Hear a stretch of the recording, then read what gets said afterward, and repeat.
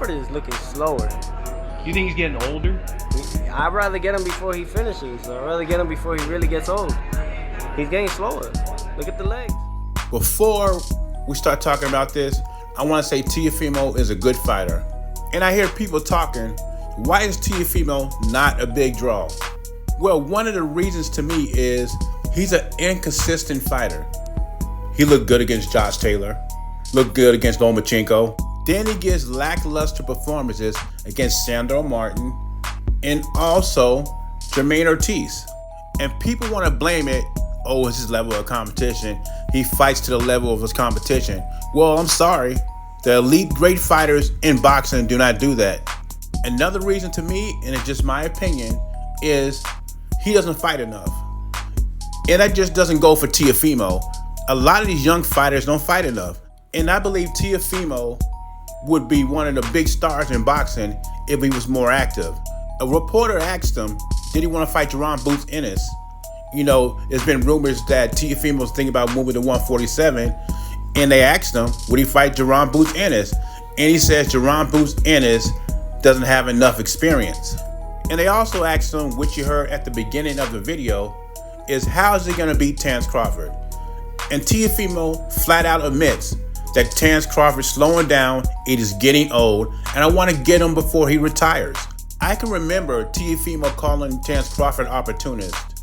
When he beat Errol Spence, he says he was injured. When he beat Kell Brook, he was injured. When he beat Sean Porter, he was ready to retire.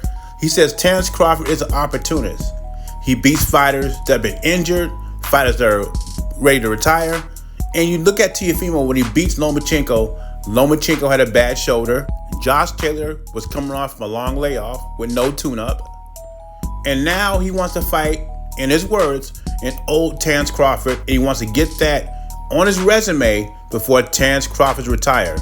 Not only that, what I'm hearing is he wants to fight at a catchweight or 147 after Terence Crawford moved to 154 and he's fighting Madrimov. And Terence Crawford already said he's not moving to 147 unless it's worth it, like a Tank Davis or something.